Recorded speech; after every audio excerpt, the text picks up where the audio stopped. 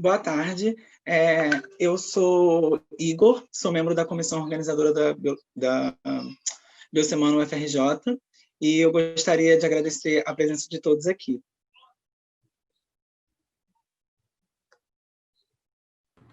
Boa tarde, meu nome é Luísa, eu também sou membro da comissão organizadora da Biosemana UFRJ. Gostaria também de agradecer a presença de todos, porque estamos na nossa terceira palestra virtual da nossa pré-Biosemana virtual, que só é possível graças ao Instituto Luiza Pinho Sartori, já que esse ano nós não pudemos realizar a nossa 24ª edição da Biosemana presencialmente, né? Também devemos lembrar que durante a palestra vocês podem fazer pergunta nos comentários, porque teremos o diretor científico Marcelo aqui para responder algumas dessas perguntas ao final da exibição. Aqui na tela vai ter um QR Code para vocês conseguirem fazer doações ao Instituto, para que eles continuem financiando eventos como a Biosemana UFRJ.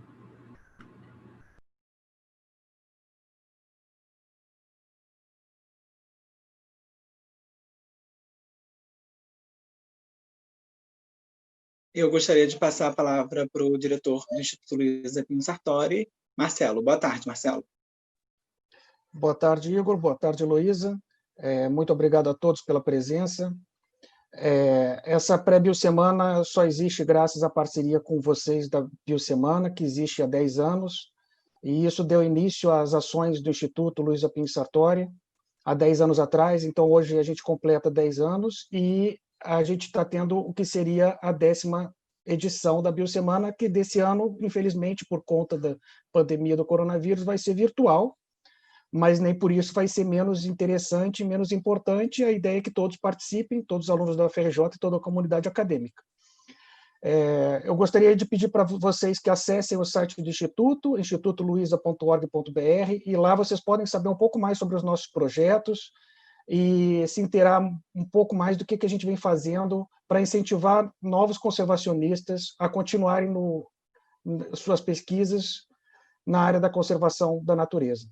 Muito obrigado a todos e espero que todos vocês gostem da palestra do Dr. Marco Crenasso.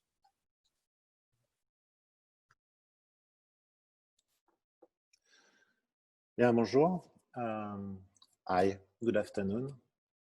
A few years ago, I was with you. I came to Rio de Janeiro and I gave you a presentation about the work that Hutan is doing here in Borneo. At this time, I explained to you that one of our mission is actually to try to find ways for people and wildlife to coexist outside of protected areas. Indeed, in the new era that is the Anthropocene, we realize that more and more, a lot of species are found outside of protected areas. In our case in Borneo, we are working with elephants, with orangutans and other species. And for the past 20 years, we have tried to understand how these species can adapt, can adjust their ecology and survive in agricultural landscape. So here I'm speaking mostly about landscapes that are dominated by palm oil plantations. So we work in these landscapes, and what we find is that orangutans, elephants, actually they do survive pretty well in these landscapes. Of course, they need forest. So in pure stands of palms, there is no chance for this species to survive. But when you have forest, a mosaic, a patchwork of forest, some of the animals will survive.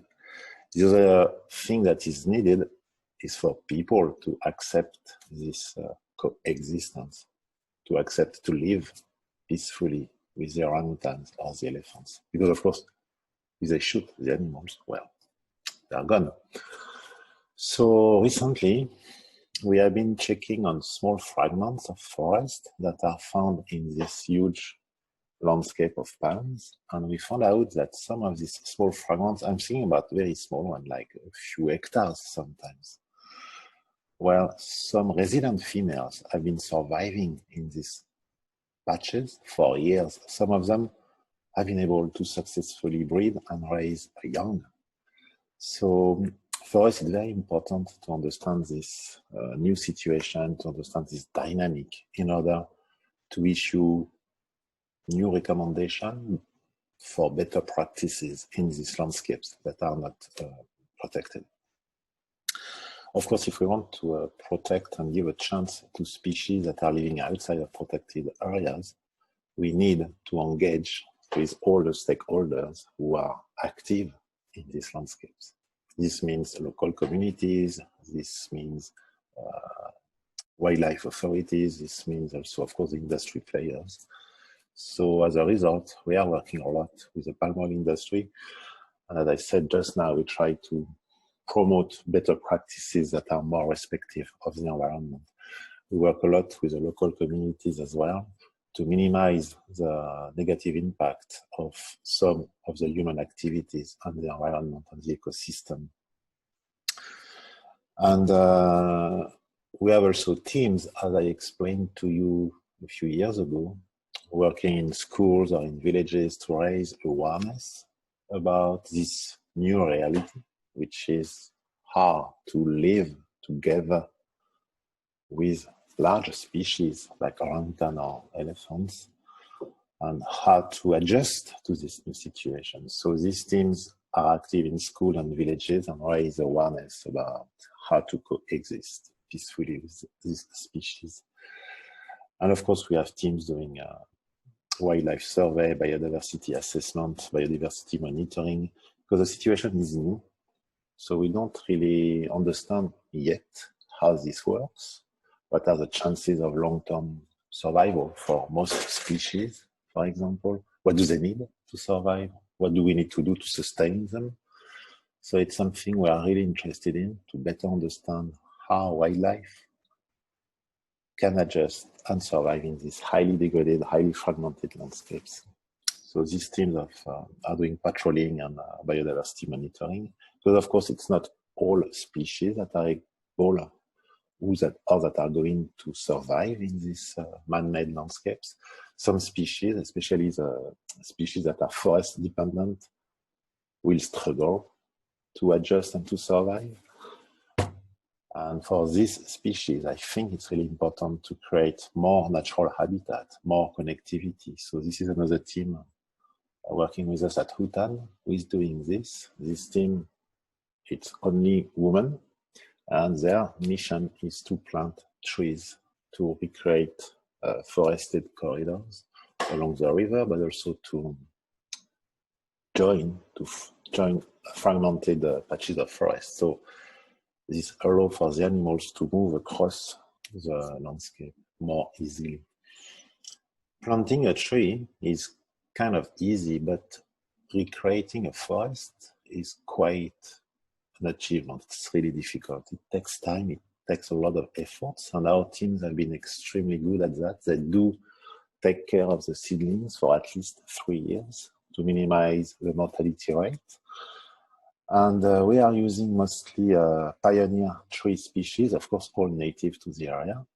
And so these pioneer trees grow quite fast, and after 3, 4, 5 years, when the canopy is already closed, when there is less creepers and less grass that can grow because the light is not available anymore on the ground.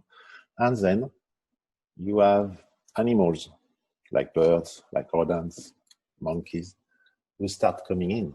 And by coming in, they are spreading seeds from the forest. And so we see little by little new tree species germinating and growing. It's actually mimicking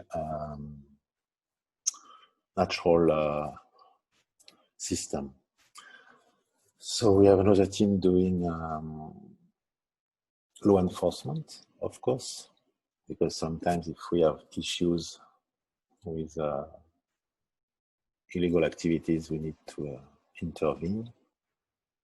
And all in all, well, Hutan is still doing what we started 20 years ago. And as I said earlier, our goal is to really find ways for people and for wildlife to to share the same environment. I was asked by Fabio to explain to you as well how this COVID-19 impacted us. Well, first thing, of course, here in Malaysia, we have been confined for a few weeks. This means that for a few weeks, our teams were grounded. They couldn't go to the forest. So in a very short term, it's maybe good because, of course, there is less human pressure on the ecosystem, on the environment. But so the animals are left alone, so it's much better. And you have seen all this news from all over the world showing animals that are recovering a little bit, the absence of people, and they go into the cities and so forth. So this is a short-term gain. But what we also know is that a lot of people have lost their way to make a living. A lot of people are struggling now to survive. And in this case, in the tropics, in many places, people go back to the forest to look for food. So as now, when I talk to you, we know that poaching, for example, has been increasing. The pressure of people on the ecosystem is really going up now. And since it has been very difficult because of the confinement to do the patrolling activities, well, we don't really know what's going on. We just know that there is more pressure on the ecosystem. So this is a real issue. This is an issue that unfortunately is going to impact wildlife, biodiversity, and ecosystems on the long term. But I don't think it's going to stop anytime soon, this hunting pressure. The other thing is that, especially if we consider the orangutan, they are very close to people, and we know for a fact that they are sensitive to coronavirus. So there is a risk for this species to catch the disease from a close proximity to people. So at UTAN, we have designed a new set of guidelines that will minimize the risk of disease transmission between the researchers and the animals that we want to protect. As I said, the teams have stopped their field work for a few weeks now, so there was no risk of transmission. But when the team will go back to the forest, which is next week, the 2nd of June, they will follow these new guidelines to really try to minimize the risk of this transmission. So this is a risk that can be handled much more. So, and of course, another impact of the COVID-19 is the fact that it's going to be very difficult for many groups to survive because of the lack of funding and the new challenges that we have to face. So only the future will tell us how we can adjust. I think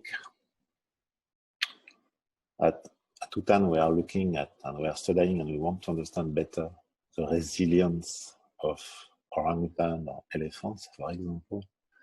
I think that this is applying as well to us. I mean, in these new times, this new century or millennium, well, we really need, as people, as individuals, to learn resilience, how to become resilient, how to adapt, to adjust to these ever-changing conditions of life. So in a nutshell, this is what I wanted to share with you today. So at UTAN Borneo, we keep and still try to do our work to protect wildlife. I hope that where you are safe. I also hope that you keep your dream up. We need people, we need young people who are passionate about environment, about biodiversity, about conservation, about management of these resources. We need the world to realize that the way we have been managing the resources for the past decades is wrong. We need to change that, and for this, I thank you for your support. Okay, bye.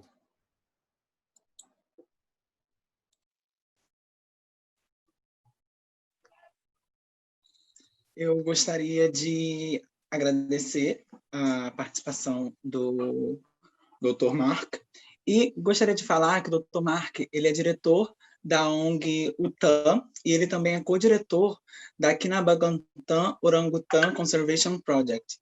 Tá? Agora a gente vai passar para a Luísa, que ela vai começar a primeira pergunta.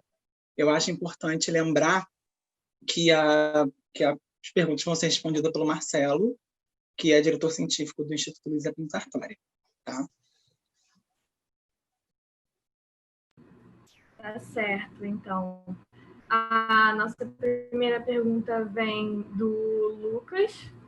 Ele perguntou o seguinte: quando contivermos a crise do coronavírus, a meta dos países será retomar o prejuízo causado à economia. Nesse cenário, a luta pela conservação de habitats já fragmentados será mais difícil? Como o mundo deve encarar a conservação no retorno à normalidade?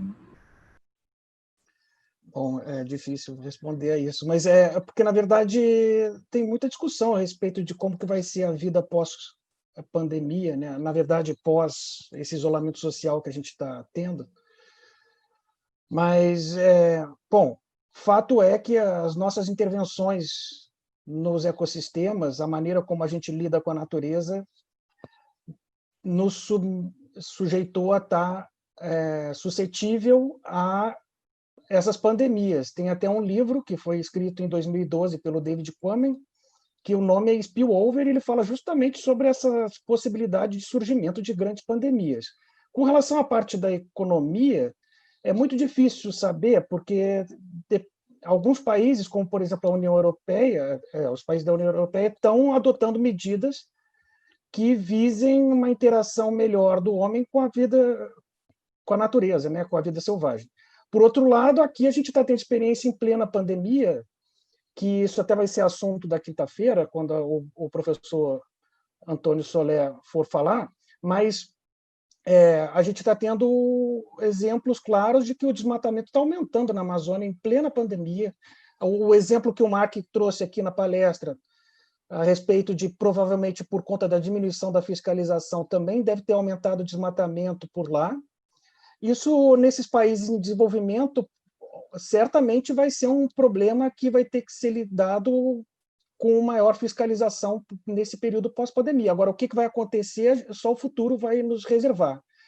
Eu tinha esperança de que as pessoas voltassem menos egoístas e um pouco mais solidárias umas com as outras, pensando no coletivo. Infelizmente, não é isso que a gente tem visto com o relaxamento social que a gente está tendo da flexibilização do isolamento. Então, é muito difícil falar o que vai acontecer, mas os exemplos brasileiros são bem complexos e eu espero que a gente mude a nossa maneira de lidar com isso para que a gente consiga conviver em maior harmonia com o ambiente que nos cerca.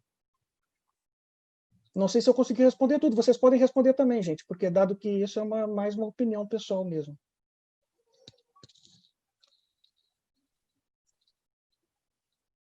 Com certeza, Marcelo. Eu acho que é muito problemático essa questão do desmatamento estar voltando, né, tanto aqui quanto na Amazônia, mas eu acho que realmente foi o que você falou. Não tem como muito saber o que vai acontecer daqui para frente, né? De fato, é complicado. A ideia, assim, alguns países estão sinalizando que vão, por exemplo, a China mesmo, temporariamente diminuiu a questão da venda de carne de origem selvagem, né? Esses mercados que eles têm. Imagino que a África vai ter que adotar alguma coisa, porque lá na África eles chamam de bushmeat, mas é a mesma coisa. Tá? Eles têm um mercado a céu aberto, venda de proteína animal oriunda de vida selvagem. E aqui no Brasil a gente tem também, nas comunidades mais isoladas, mesmo na região da Amazônia, mesmo aqui na Mata Atlântica, em lugares mais isolados, a gente tem tráfico de vida selvagem. Teve uma aluna lá do laboratório, a Juliana, que trabalhou com tráfico de passarinho, então ela conseguiu mapear muito bem, e em 20 anos, só nos CETAS, que são poucas áreas, a gente viu que mais de 150 mil bichos transitaram entre os CETAS, oriundos, muito deles graças à apreensão. Isso só passarinho, gente.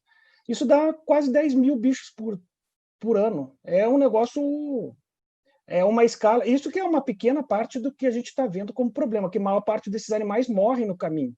Então, enfim, essa maneira como a gente interage com a vida selvagem, esse hábito que a gente tem, sobretudo os brasileiros, desde a época dos indígenas, dos portugueses, de criar passarinhos como se fossem animais domesticados, criar papagaio, isso a gente vai ter que, com o tempo, mudar. É uma mudança de cultura, não é de um dia para o outro que a gente vai fazer isso. Provavelmente isso a gente vai ter que ter um esforço coletivo e muita educação para que, de fato, isso possa acontecer. Eu tenho esperança que a gente consiga, mas não é uma coisa a curto prazo. Muito obrigado, Marcelo. A próxima pergunta, então, é da Ananda, e ela pergunta: como foi a resposta das comunidades locais às novas mudanças implementadas? Como se deu o processo de conscientização? Bem, aí essa parte da pergunta mais localizada, como eu até tinha conversado com vocês, algumas dessas perguntas a gente vai passar para o Mark depois por e-mail, para que ele possa responder num vídeo futuro, ou então até mesmo por e-mail para vocês que tenham interesse em coisas mais específicas. Com relação ao trabalho deles, eu me lembro um pouco da palestra dele, há alguns anos atrás, e do que ele falou aí. Pelo que eu entendi, a busca da OTAN é justamente que as comunidades que vivem próximas a essas áreas, que são áreas de plantação de palmeira para fazer óleo de palma, e tem alguns ambientes florestais que suportam essas populações de elefantes e orangotangos, sobretudo animais mais florestais. Ele mesmo menciona na palestra que não conseguem vingar e é necessário um outro tipo de trabalho que eles também vêm fazendo. Pelo que eu consegui entender, a busca deles é justamente para que essa interação seja mais pacífica possível. Por isso, eles trabalham com sensibilização dessas pessoas que trabalham nessas plantações e com as comunidades do entorno, escolas e tudo mais. Agora, os resultados práticos disso, em termos de quantitativos, eu não sei te dizer, mas pelo que ele indica na palestra, eles vêm sendo bem-sucedidos.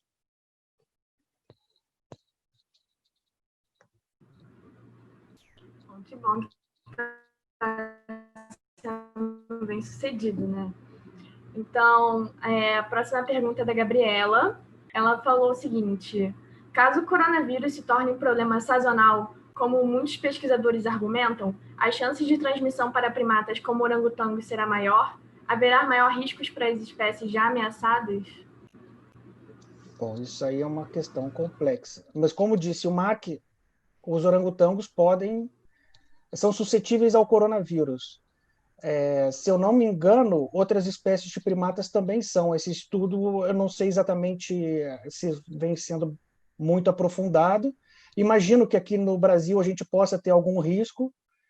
E ele mesmo menciona que lá na OTAN eles estão tomando medidas de precaução, sobretudo de EPIs, né? Usar máscaras, luvas. Ele não falou isso, mas imagino que seja isso que eles façam. Exames rotineiros. De fato, se for uma coisa que se alastrar e continuar como é o indicativo que vai acontecer, os cuidados, sobretudo na interação com a vida selvagem, vai ter que ser muito maior. As pessoas não vão poder interagir da maneira que interagiam, fazendo carinho, dando comida. Isso tudo é um risco. A gente sabe que é um risco para passar para os nossos filhos, é um risco para passar para essas outras espécies, enquanto não tiver comprovado exatamente quanto que passa. Já é comprovado que passa para cachorro, que passa para gato. Para primata, então, que é muito mais próximo do que a gente geneticamente, imagino que também passe. Eu não sei se esses estudos existem, certamente eu não sei, não sei mesmo, mas deve estar sendo feitos estudos que demonstram justamente quanto que passa. Agora, tem uma má notícia, quer dizer, não sei se é má ou boa, mas um ambiente preservado é uma expectativa de que tenha mais de 1.800 tipos de coronavírus no mundo, sendo que na Amazônia, nos ambientes neotropicais, tem por volta de mais de metade disso aí. Então, com o desmatamento, a gente fica mais suscetível a esses coronavírus nos infectarem e surgir uma nova pandemia. Então, assim como a gente recebe dos animais, a gente pode passar para eles. Algumas dessas doenças a gente passou ao contrário.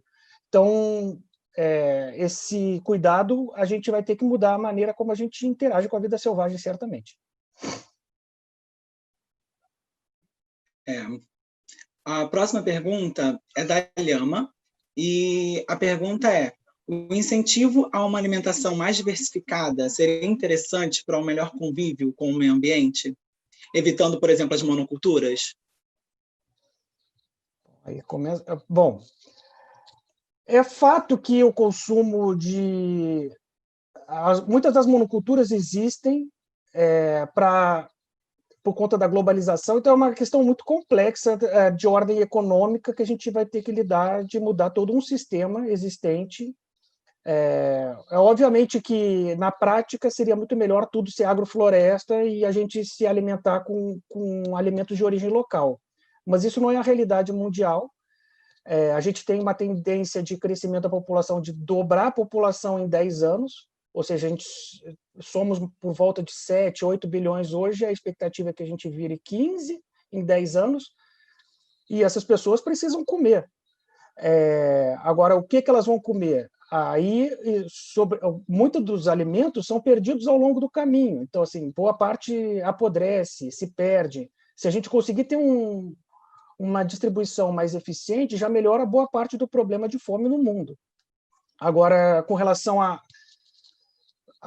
consumo, certamente tem que diminuir a proporção per capita de consumo de alimento de origem animal e diminuir essas monoculturas, sobretudo para ração animal. Então, assim, a soja, além de ser uma monocultura, boa parte ela é exportada para a China para alimentar porco e galinha na China. Então, esse tipo de coisa da globalização que a gente vai ter que repensar de alguma forma, justamente como a gente interage com a vida selvagem e o que a gente quer como consequência disso, né? É a tal da sustentabilidade. O quanto que isso é sustentável a longo prazo, o quanto que esses ecossistemas vão se sustentar sem a gente continuar degradando e tudo mais. Isso é muito difícil, mas tem vários estudos que comprovam que, por exemplo, o consumo de carne animal individualmente é, de fato, um problema, sobretudo no Brasil, que é atrelado ao desmatamento. E tem essa consequência seguinte, que é a monocultura para alimentar o gado, sobretudo o gado confinado, porque ele não consegue se alimentar de grama. Então, acaba que você precisa de muito mais energia, essa energia é gerada em outros sistemas, e aí você tem que retroalimentar isso tudo. Não é uma coisa trivial você mudar toda essa lógica econômica. O Adrian falou um pouco sobre isso, né? A questão pós-pandemia, a ideia é que as pessoas retomem suas rotinas no primeiro momento, mas a gente vai ter que repensar no longo prazo como que a gente vai viver. E o Mark também falou sobre isso agora no final, né? Que a tendência é, a longo prazo, ter mais efeito em termos de desmatamento, porque justamente nesse período não está tendo fiscalização nenhuma, então desmatar mais, enfim, para supostamente plantar mais, para produzir mais, ganhar no curto prazo mais recurso, enfim, é aquele pensamento de curto prazo, mas a gente tem que pensar no longo prazo. Tá certo. A próxima pergunta é da Carolina. Ela falou o seguinte: como a gente pode traçar um paralelo entre a situação de conservação na Malásia, ilustrada pelo Dr. Ancrenas, e a nossa aqui no Brasil? Bom, é uma situação...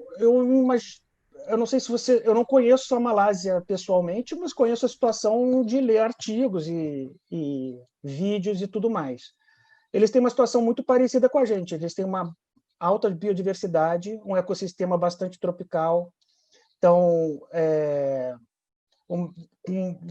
super ameaçados, tem hotspots de biodiversidade, assim como nós, que são ecossistemas que são muito ameaçados, que têm um alto grau de biodiversidade, né? Então,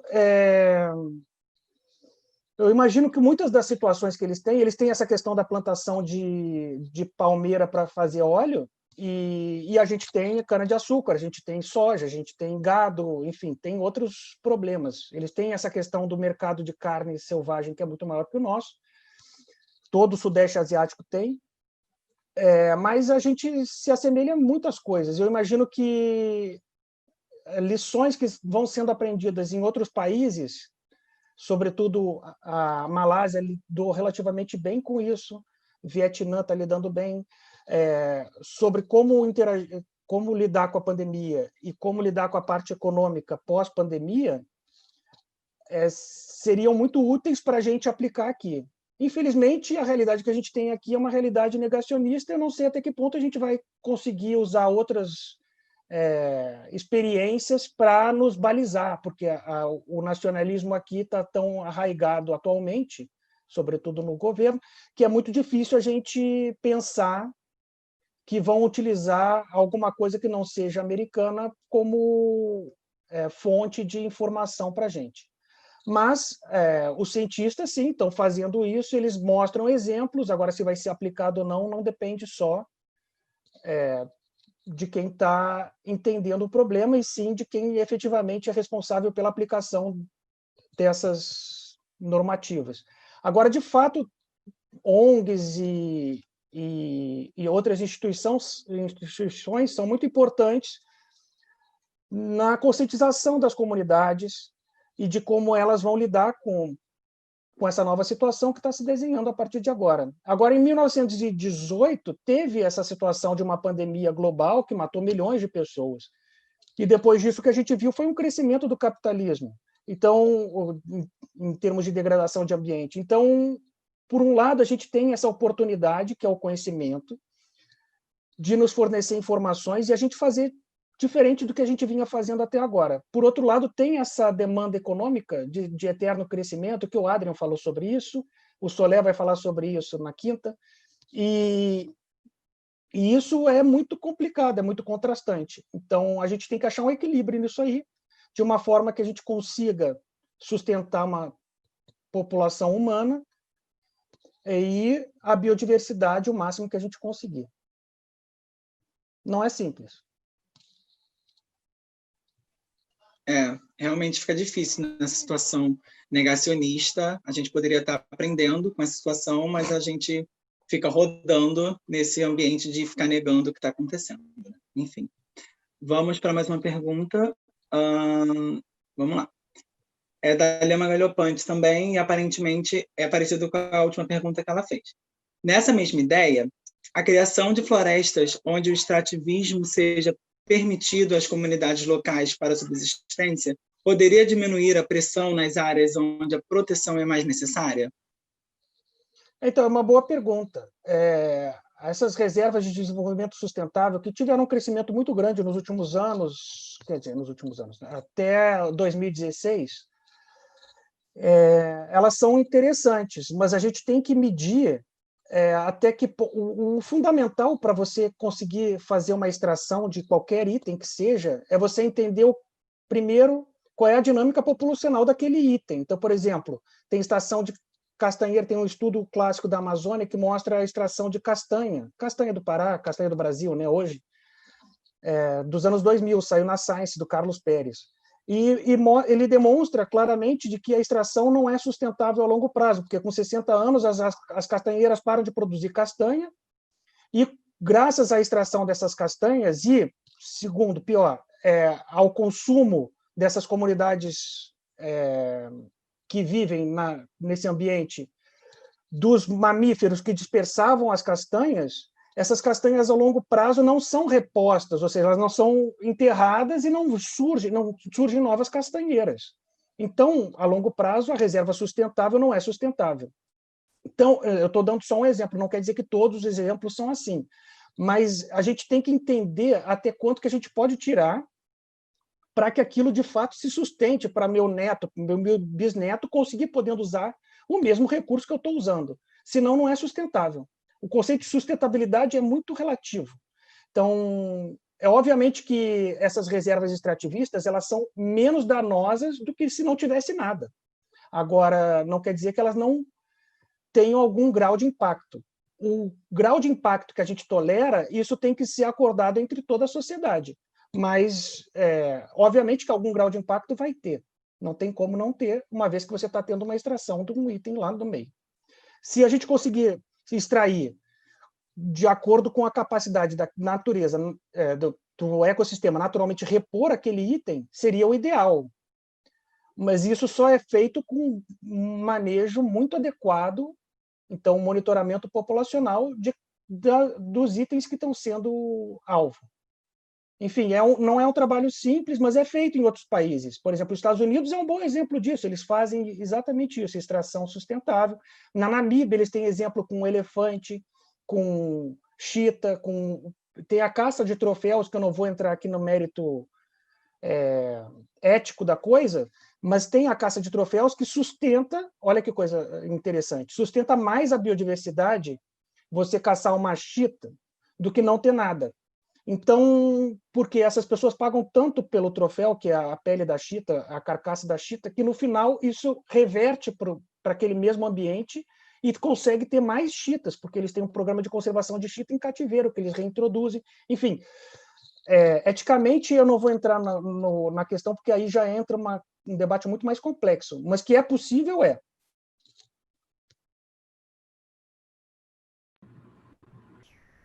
Bom, a gente vai para a nossa última pergunta, que é da Lara. Ela falou o seguinte: se a pandemia persistir, seria razoável considerar serviços de fiscalização de interações entre humanos e vida selvagem como serviços essenciais? Bom, eu não sei, Lara, eu não sei exatamente o que você quis dizer como fiscalização das interações, mas teria que ter algum tipo. O crime ambiental ele existe, né? A legislação ela é relativamente dura. O difícil é aplicar a lei. O difícil é, por exemplo, como a gente vinha falando aqui, o quanto que a gente pode retirar. Por exemplo, eu não vou aqui ser moralista a ponto de dizer que não pode acontecer nada, porque vai acontecer. A questão toda é assim, por exemplo, o quanto que eu posso tirar de pacas num ambiente florestal de Mata Atlântica, de maneira que a população de pacas persista ali. Isso, se eu conheço o número... Agora, a gente não sabe nem quantas pacas tem num determinado ambiente, quantas eu posso tirar, não tenho a menor ideia. Então, assim, o que seria essencial para que a gente possa interagir de outra forma, aumentar essa fiscalização, seria a gente saber o que exatamente a gente tem nas áreas. Para isso, é preciso de um investimento maciço em pesquisa básica, para que a gente consiga entender o que acontece, e aí a gente entender como que a gente pode... Agora, a questão da interação, é óbvio que a gente vai ter que diminuir a interação e vai ter que aplicar os crimes. Agora, com a diminuição de fiscais e tudo mais, fica muito complicado. Mas, assim, eu não entendi muito bem, acho que a pergunta dela no sentido de como que eu vou punir a interação Se essa questão de extração, de caça, esse crime já existe, previsto em lei. E aí é só a aplicação dele, que é muito difícil, às vezes, porque às vezes a pessoa tem, e isso acontece, a gente não se dá conta, mas acontece na própria universidade. Tem gente que tem passarinho. Então, acha que é normal, isso é cultural, então a gente tem que mudar isso. Isso é mudança de cultura, e isso só se muda a partir de uma criação de um novo ponto de partida. Porque, por exemplo, ninguém usava cinto de segurança quando eu era pequeno. Quando eu tinha 15 anos, não era normal usar cinto de segurança, não era obrigatório. Começou a ser obrigatório, mas aí se criou uma lei e se punia para isso. Então, não adianta só existir a lei, tem que haver a aplicação da lei e ela, de fato, ser executada, porque muito acontece, a multa existe, ela é aplicada pelo fiscal, e aí depois, lá na frente, ela é abonada. Então, esse tipo de... Isso é muito mais complicado do que a gente pode imaginar, porque não depende só do fiscal ali, depende de muito mais coisas. O fiscal aplica a lei, captura os animais, mas aí depois devolve. Não é tão trivial assim. Sim, sim. Eu vejo, né, Marcelo, que durante toda essa discussão a gente sempre volta ao ponto de que o esforço governamental é muito importante para a gente ter a conservação da biodiversidade feita, né? Sim. Enfim. A gente teve nos anos 2000, não sei se vocês vão se recordar, mas em 2003 a gente teve o pico de desmatamento na Amazônia. Foi muito mais do que é hoje, muito mais mesmo, tipo umas 4 vezes mais. Sim. Só que o que acontece? De 2003 para 2012, a gente teve uma redução absurda. Foi a 10% do que era. E aí, de 2012 para hoje, voltou a aumentar. Ou seja, mais que triplicou não sei, dobrou do que era em 2011. Então, agora, se você pega 2003 e compara com 2019, você vai falar, não, 2019 é muito menor que 2003, claro. Mas você não está acompanhando a tendência. A tendência era de diminuição, depois voltou ao aumento. Voltou ao aumento por quê? Porque está tendo uma demanda ali naquela região para desenvolvimento. E não estou dizendo que não possa desenvolver. A questão toda só tem que achar como desenvolver, sem desmatar tanto. Porque tem um exemplo muito claro, um vídeo que saiu há pouco tempo no Twitter, eu não sei se eu consigo depois compartilhar com vocês, mas vocês podem procurar, que é o desmatamento que aconteceu de mineração dentro da reserva Yanomami, na Amazônia, em 10 anos. É surpreendente o negócio, ilegal, não teve autorização dos indígenas. Foi feito com mineradores ilegais, foram lá e desmataram tudo. Então, isso está acontecendo. Agora, isso dá para ser monitorado, isso consegue ser monitorado por satélite. Eu vi a imagem de satélite. É só você ver o que acontece. No Google a gente consegue ver isso. Agora, claro, precisa de algo. Isso vinha sendo relativamente bem feito, tanto é que estava diminuindo o desmatamento. Quando o incentivo é maior do que a coibição, complica. Então, infelizmente, a curto prazo, eu acho que a gente vai ter pouca melhora da nossa mudança de cultura, mas é a ideia que a gente tenha que ter. Então, nós, biólogos, sobretudo, temos que fomentar, ou admiradores da conservação, temos que fomentar isso nos nossos pares, para que isso seja um trabalho de formiguinha mesmo. Eu não desisto da humanidade. Acho que a gente consegue coexistir com a vida selvagem, a gente só tem que mostrar o que acontece e de maneira que a gente interaja de uma maneira melhor. Então, Marcelo, eu gostaria muito de agradecer a você, ao LPS, ao Mark também, ao Dr. Mark, perguntar se você tem alguma consideração final a fazer. Não, eu gostaria de agradecer vocês. Realmente, a Biosemana, desde o começo, lá 10 anos atrás, encampou essa ideia e juntos a gente vem criando essa palestra inaugural da Biosemana, sempre trazendo um nome importante em termos de conservação. Esse ano a gente vai ter um grande nome, vai ser virtual, graças ao convite que vocês fizeram.